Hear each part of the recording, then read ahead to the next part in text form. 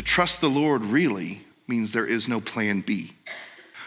So a question to ask is, what does it look like to put our trust in man? And we're like, well, that's easy. We all know the answer to that question. It's our paycheck, right? To put our trust in man means that I'm gonna trust that I go to work and they pay me, and I'm gonna trust that money to take care of me. You would be, I think, very accurate in that interpretation. But I also think that there are a lot of more sneaky ways that we can put our trust in man. I see it a lot in marriage. I talk to a lot of couples who are getting married, a lot of couples who've been married, maybe been married a long time. And what we find is there's this concept that my happiness, my joy should be found in my spouse. As a matter of fact, the number one reason people get married is because they want to be happy. That's statistically supportable evidence right there. We want to be happy. And so what happens is we look at our spouse and we say, we want you to make me happy. I want you to make me happy. It's your job. You're my spouse. That is what it looks like to put your trust in man, because ultimately that is a human being who will fail you at some point. And as a matter of fact, I don't believe it was God's plan at all when he put marriage before us that we are happy. I don't think that was actually in the list of things that he laid out. And so this concept that I'm gonna look to my spouse and they're gonna bring me happiness, that means we're putting our trust in man. Now, don't get me wrong, I've been happily married for over a quarter of a century, and nothing makes me happier than getting to come home to my wife every day. She's amazing, but it's not her responsibility to make me happy.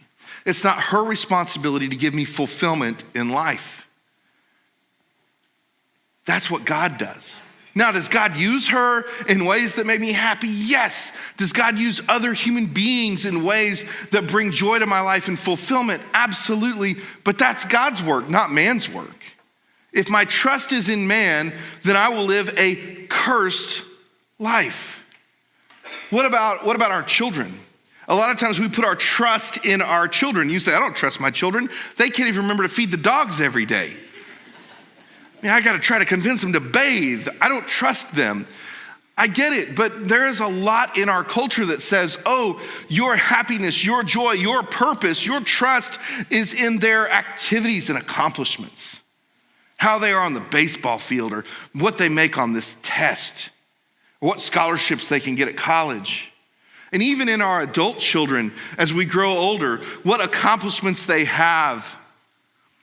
So many times we see people live vicariously through others because their trust is in man. And what I can tell you, what I can guarantee you, according to what we're told right here, is that means you're gonna live a cursed life. And in the next verse, he gives us a really neat picture. He says that this person who trusts in man, this cursed person, is like a shrub in the desert. Now, I'm gonna warn you guys. I'm gonna go down a rabbit hole here just a little bit, and I want you to follow me, because I just really found this fascinating and I wanted to tell you about it. There is a guy named Noga Haruvini, and Noga Haruvini is, stay with me here, he is a biblical botanist. I know you're thinking, what is that? And I thought the same thing. But Noga Haruvini is a Jewish man living in Israel. He's actually been awarded several awards by the Israeli government for his work in botany, where he studies the plants in the area and he studies scripture, and he finds significance that we can find in the plants that are mentioned in scripture. And it's very interesting. He's written books and stuff. It's great. If you're one of those people who likes to plant stuff, you're like, wow. And if you're not, you're like, what is he talking about? But what Noga Haruvini says here is, he says this shrub is probably the dwarf juniper. Aren't you glad to know that? I mean, you wanted to know. Everybody thought, I just want to know what the shrub is in Jeremiah 17. But the dwarf juniper is this little tree, and you say, why does this matter? And it's because the dwarf juniper, the word that they use for the shrub is erur, okay? Or erar. And that is the name of the shrub. We're reading a poem This matters that we're reading a poem. And if you look at the word cursed, it's the word erur. And so you have this play on words going on in this poem. And you may say, why does that even matter? Because we're reading a poem, guys. And we need to understand that there is this tie-in that has a direct relevance to what Jeremiah is saying to the people around him who live in this world. They know what this shrub is. As a matter of fact, not only does this word sound so much like the word cursed, but even the Bedouins who live in that area call it the cursed lemon. This shrub is cursed. Literally, everyone around it knows the shrub is cursed. Why is this shrub cursed? Because it lives in the desert. It just simply doesn't have nutrients. Now, I'm from Texas. I'm not from Israel. And when I think of a shrub in the desert, you know what I think of? Tumbleweeds. Anybody ever seen a tumbleweed? Yeah, tumbleweed. Everybody's like, yeah. I know you've seen tumbleweeds. You lived out in West Texas. They'll stack up real tall and everything. Well, Kylan's family lives up in the Panhandle, and we've gone out there many, many times over the years. And when I think of a tumbleweed, I remember this time we're driving home. We're driving down the highway, and I just noticed out of the corner of my eye a tumbleweed on the side of the road. Not an unusual sight. It was pretty windy that day. But this tumbleweed wasn't your normal tumbleweed. This tumbleweed was 8 feet tall. It was taller than our car. It was a big tumbleweed. But that wasn't actually the most impressive thing about the tumbleweed. What was most impressive about the tumbleweed is that it was passing me on the shoulder. And I'm doing 65 miles an hour. And I'm not joking. I mean, like, it's not just passing me, like, it's going. And I'm thinking, what in the world is happening? What world did I just step into where an 8-foot tumbleweed is passing me at 65 miles an hour, and that tumbleweed passes me, and it passes the car in front of me, and then for whatever reason I don't understand, it takes a sharp left. And at that point, the car in front of me tries to swerve, and he hits his brakes, and there's nothing he can do, and he smashes into the 8-foot tumbleweed. And you know what happened? It turned to dust. It just dissolved. I mean, it barely even hit our car. It just dissolved into thin air. Because I'm telling you, it was cursed. It had no future. It had no life in it. It was this shrub in the desert. There was just no content left. It was just desperately rolling along. And that's what Jeremiah is talking about here, is this cursed life, this life that has no hope for the future. Like a shrub in the desert, like a tumbleweed on the side of the road in the Panhandle. It can't withstand anything. Even a wind would just pull it up out of the ground and blow it along. That's a rough picture. You know? You may say, well, my life has felt like that at times. Maybe you say, my life feels like that now. Okay, where's our trust? That's the question. Because if we read ahead, we get to the good part, right? The blessed part. Blessed is the man whose trust is in the Lord, whose trust is the Lord. Now we're talking about something different. All of a sudden, we've shifted from this shrub in the desert, from this cursed life, to the exact opposite, the complete counter to it that says, no, but blessed is the man. And when I think of the word blessed, I always think of the Beatitudes as Jesus listed off, blessed are the poor in spirit, and, blessed are the meek. For some reason, it's blessed when it's the Beatitudes, and it's blessed everywhere else, same word, right? And so as we talk through that, we have to understand in that context, the word blessed really means approved by God or to have God's favor. That's what it means to be blessed. The blessed life that God is talking about here is a life that puts its trust in the Lord, whose trust is the Lord. That's an interesting clarification, isn't it? Whose trust is the Lord. I can't help but think of Proverbs chapter 5, verses 3 through 8, which tells us, trust in the Lord with all your heart. Lean not on your own understanding. In all your ways acknowledge him, and he will make your path straight. Be not wise in your own eyes. Fear the Lord and turn away from evil. It will be healing to your flesh and refreshment to your bones.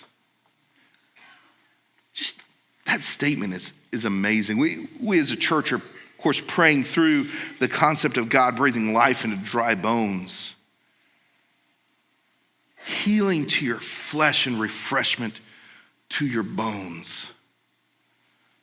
This is what a life that trusts in the Lord looks like. But the important thing is whose trust is the Lord.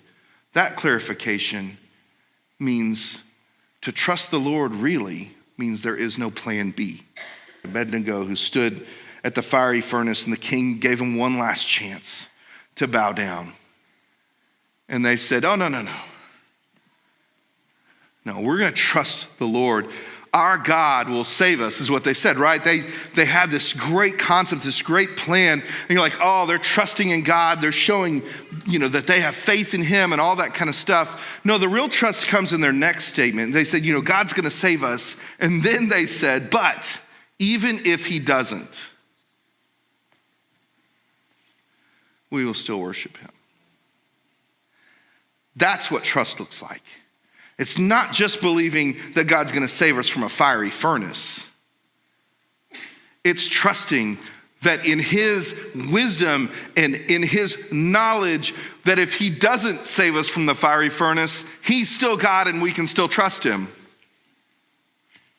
That's what no plan B looks like.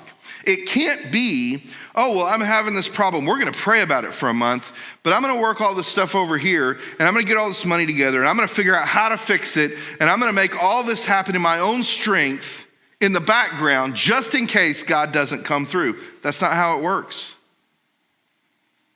God is a no plan B God. He's the only plan there is. Trust in the Lord, whose trust is the Lord. That's what it looks like. I think I know what God's doing here, but even if he doesn't do that, but that's where we start to falter, isn't it? I asked God to do this. I asked God to do this over and over and over, and he never did it, so I just don't trust him anymore. Then did you really trust him in the first place? Not the way Shadrach, Meshach, and Abednego did. Trust in the Lord, whose trust is the Lord, is a no plan B trust.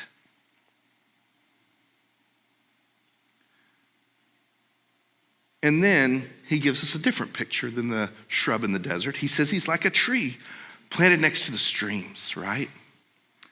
So I want to show you guys this picture. This is one of my favorite places to go down in Central Texas. And this tree, I don't know if anybody ever has had a bonsai tree or something like that where they shape them and they kind of grow crooked and do these. This tree looks like a giant bonsai tree. It grows out and I took this picture this last year because the sun was on the water and the tree was reflecting in the water, and I thought that was really fun. But this tree is one of my favorite places to go and just sit and enjoy God's creation. I'll just sit next to this tree. And over the last few years in Central Texas, there's been a lot of droughts. Things have been pretty hard on trees. As a matter of fact, thousands of trees have died on this property. And at one point, that pond was completely empty. And I thought, oh no, my favorite tree is gonna die. But it didn't. It kept growing leaves because its roots grew deep onto there. And there was still moisture in that ground. And then it would rain and the pond would fill up. And the trees just not far behind it were dying because they just needed that water. They weren't planted next to the water, but this tree just continued to flourish and provide the shade and be this wonderful place. But what I love about this picture he lays out about the tree, let's just listen to the way he describes the tree. He is like a tree planted by the water that sends out its roots by the stream and does not fear when heat comes, for its leaves remain green, and is not anxious in the year of drought, for it does not cease to bear fruit. If a cursed life is a life without hope, a blessed life, a life that puts trust in God, whose trust is the Lord, is a life without fear. It's a life without anxiety. It's a life that bears fruit continually. Now, I'm not saying if you have fear in your life or you experience anxiety, you don't trust God and you're a terrible person. No. What I'm saying is if we're people whose trust is the Lord and we feel that fear come in and we experience that anxiety, we need to be able to stop and say, where am I putting my trust right now? Is my trust in the Lord? Or if somewhere along the line have I taken a piece of that and put it somewhere it doesn't belong?